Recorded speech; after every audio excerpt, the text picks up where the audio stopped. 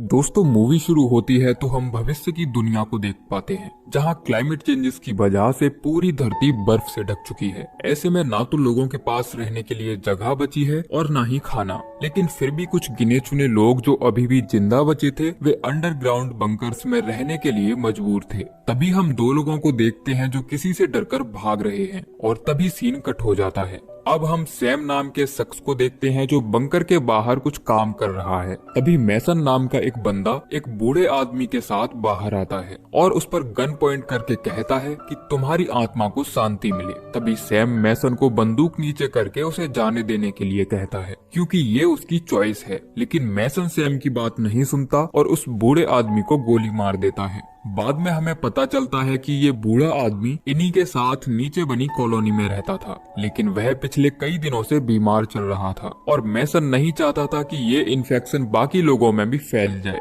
क्योंकि ना तो उनके पास अच्छे इलाज की सुविधा थी और ना ही इतना खाना, इसीलिए वह उसे मार देता है। दरअसल सैम जिस अंडरग्राउंड टनल में रहता है उसे कॉलोनी 7 कहा जाता है, जहाँ का चीफ ब्रिक्स है। उसने यहाँ रहने वाले लोगों की हिफाजत के लिए कुछ नियम बनाए हैं, जिनमें से बीमार पड़ने वाले हर शख्स को 40 दिनों तक क्वारंटाइन रखा जाता है। अगर वह फिर भी ठीक नहीं होता तो उसे 2 ऑप्शन दिए जाते हैं। पहला, या तो वह गोली खाकर मरे या फिर इस बंकर को छोड़कर चला जाए, यानी कि मौत दोनों तरह ही पक्की थी। इस बंकर के अंदर कुछ ऐसे लोग भी थे जिनका काम सिर्फ सब्जियां उगाना और उनके बीजों को संभाल कर रखना था, ताकि समय आने पर उनका सही इस्तेमाल किया जा सके। तभी सैम ब्रिक्स से मिलता है और बताता है कि तुमने जिस आदमी की कस्टडी मैसन को दी थी उसने उसे गोली मार दी है, जबकि वह यहाँ से जाना चाहता था। ब्रिक्स कहता है कि अभी हमारे पास इससे भी बड़ी एक मुसीबत आन पड़ी है। हमें कॉलोनी 5 से इमरजेंसी मैसेज मिला है और साथ ही उनसे हमारा संपर्क भी टूट गया है,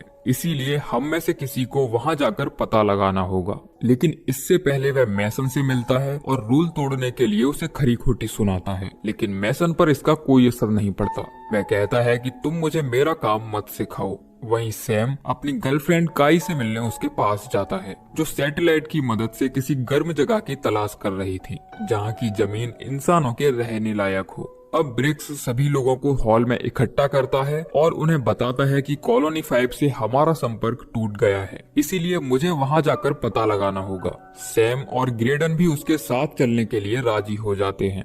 ब्रिक्स कहता है कि जब तक मैं वापस नहीं लौटता तब तक यहाँ की इंचार्ज काई रहेगी। हालांकि मैसन इस बात से बिल्कुल खुश नहीं था। तभी वहाँ बैठा एक बूढ़ा कपल खांस देता है, जिसके बाद सभी लोग अपने अपने चेहरे मास्क से ढक लेते हैं, यानी कि वो दोनों शायद इन्फेक्टेड हो चुके हैं। अब मैसन उन्हें पकड़कर क्वारंटाइन रूम के अंदर बंद कर देता है। ब्रिक्स कहता है कि मेरे आने तक इन्हें अंदर ही रहने देना। अब अगली सुबह सैम, ग्रेडन और ब्रिक्स कॉलोनी 5 की तरफ निकल जाते हैं, जो यहाँ से लगभग 1.5 दिन की दूरी पर थी। बाहर निकलते ही इन्हें तेज बर्फीली हवाओं का सामना करना पड़ता है। जब ये लोग खंडर पड़े शहरों से गुजरते हैं तो यहाँ उन्हें एक वेदर मॉडिफिकेशन टावर नजर आता है, जो अब वर्किंग कंडीशन में नहीं था। अब चलते चलते ये लोग एक टूटे हुए ब्रिज के नजदीक पहुँचते हैं, जिसे ये लोग बड़ी ही सावधानी से पार करते हैं। तभी ग्रेडन की नजर पुल पर खड़ी एक वैन पर जाती है। जब ये लोग पास जाकर देखते हैं तो पता चलता है कि यहाँ एक शख्स की डेड बॉडी पड़ी है, जिसके हाथ में गन है। तभी ब्रिक्स देखता है कि कार के अंदर इस आदमी की फैमिली भी है, जिन्हें मारने के बाद शायद इसने भी खुदकुशी कर ली होगी।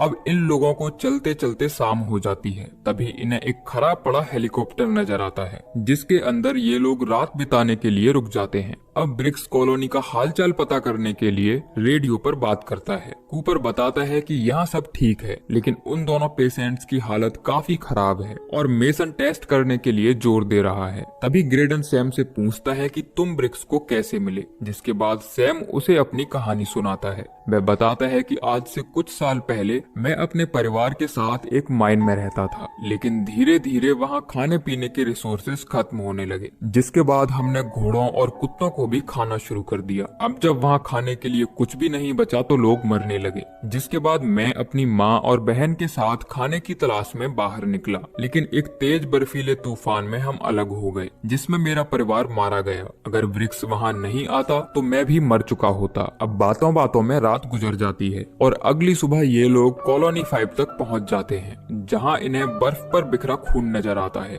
ब्रिक्स समझ जाता है कि जरूर यहाँ कुछ गड़बड़ है, जिसके बाद वह नीचे जाता है और देखता है कि ये जगह पूरी तरह खाली है, जबकि इस कॉलोनी में 50 लोग रहा करते थे। अब वह ग्रेडन को गन देता है और पता लगाने के लिए ये तीनों आगे बढ़ते हैं। तभी इन्हें एक रूम के अंदर से आ रही आवाज सुनाई देती है, जो अंदर से लॉक था और साथ ही उस पर खरोंच के बहुत सारे निशान थे। अब सैम किसी तरह दरवाजा खोलकर अंदर जाता है, जहां इन्हें एक आदमी मिलता है जो बहुत ज्यादा डरा हुआ था। सैम कहता है कि डरो मत, हम तुम्हारे दोस्त हैं। वह उसे पानी और खाना देता है। ब्रिक्स पूछता है कि यह क्या हुआ था, जिसके बाद ये शख्स बताता है कि जब हम एक खराब एंटीना ठीक कर रहे थे तो हमें ये रिकॉर्डेड मैसेज मिला, जिसमें एक शख्स बता रहा था कि उन्होंने वेदर मॉडिफिकेशन टावर को ठीक कर लिया है और वहाँ जमी हुई बर्फ को पिघला दिया है। यानी कि अब उनके पास मिट्टी और धूप दोनों है, लेकिन पौधे उगाने के लिए उन्हें बीज की जरूरत है। जब ये मैसेज कॉलोनी 5 को मिला तो कुछ लोगों की टीम उस जगह की तलाश में बाहर निकली, लेकिन उन्हें वहाँ कुछ भी नहीं मिला।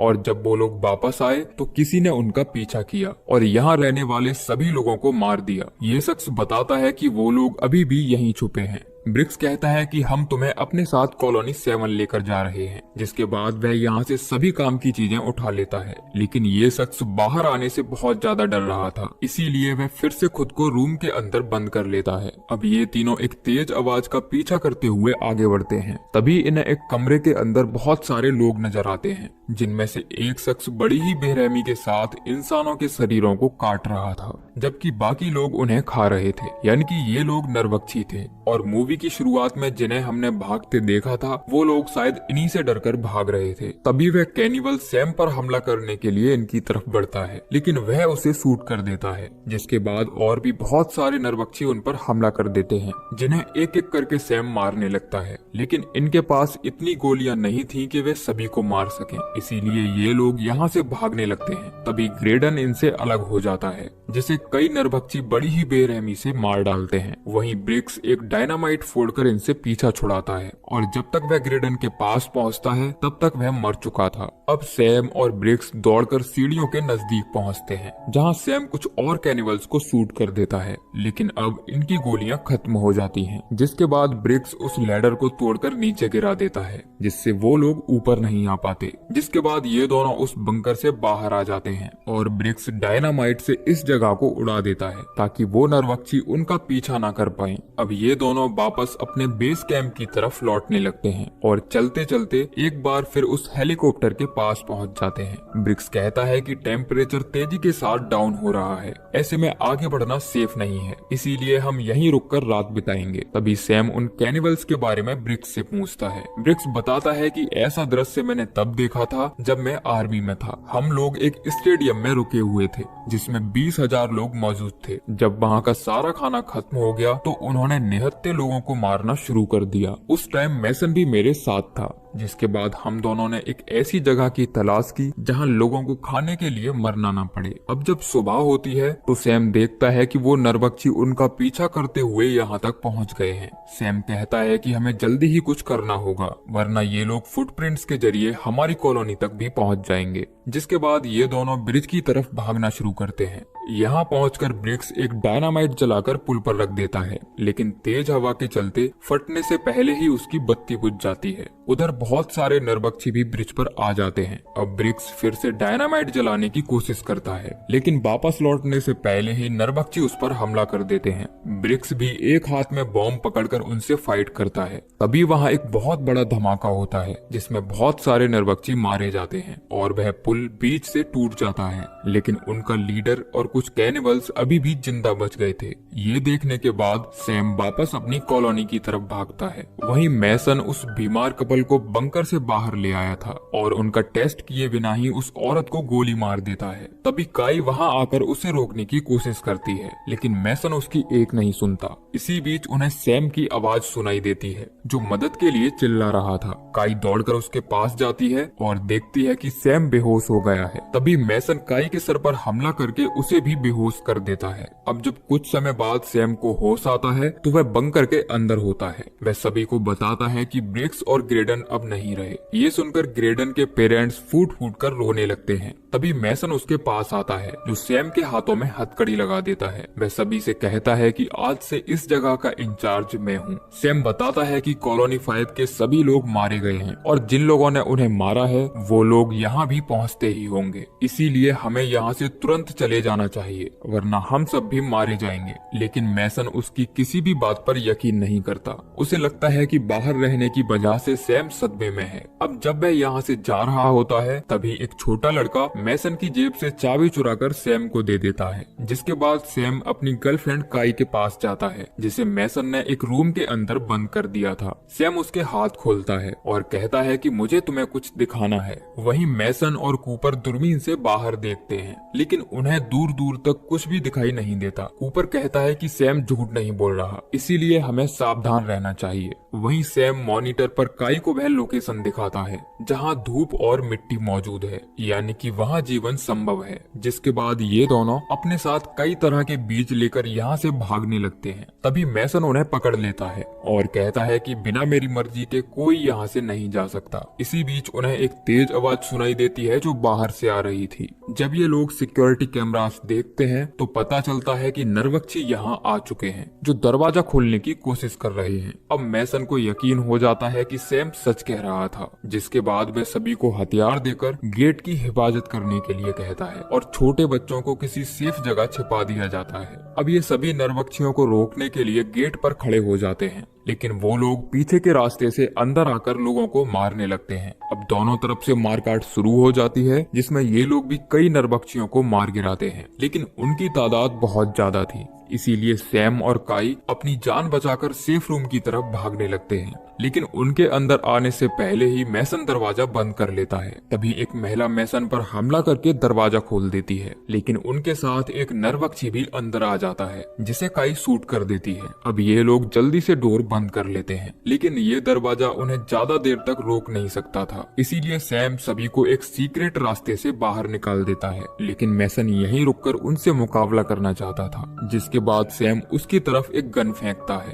अब जैसे ही नरभक्षी अंदर आते हैं, मैसन पास रखे गैस सिलेंडर पर गोली चला देता है, जिससे वहाँ एक बहुत बड़ा धमाका होता है और सारे नरभक्षी मारे जाते हैं, लेकिन उनका लीडर बेंट में छिपने से बच जाता है। जिसके बाद सैम और उसके बीच फाइट होती है, जिसमें वह नरभक्षी उस पर भारी पड़ता है और वह सैम को बुरी तरह पीटने लगता है, लेकिन सैम भी हार नहीं मानता और एक धारदार हथियार से उस पर हमला कर देता है, जिससे वह नरभक्षी कमजोर पड़ जाता है। जिसका फायदा उठाकर सैम लगातार उसके सर पर कई बार करता है और अंत में उसका सर धड़ से अलग कर देता है। वहीं हम बेंट के बाहर काई और बाकी लोगों को देखते हैं, जो अपने घर को जलते देखकर बहुत परेशान हो रहे थे। तभी सैम बेंट से बाहर आता है और कहता है कि अब हमें एक नए घर की तलाश करनी होगी जहां धूप और मिट्टी हो। जिसके बाद सैम सभी लोगों के साथ उस गर्म जगह की तलाश में निकल जाता है, जिसे उसने मॉनिटर पर देखा था, और इसी के साथ ये मूवी एंड होती है। तो दोस्तों, ये थी कहानी दी कॉलोनी मूवी की, जो जरूर आपको पसंद आई होगी। बाकी आप नीचे कमेंट करके जरूर बताइए कि आपको ये कहानी कैसी लगी। मिलते हैं अगली वीडियो में,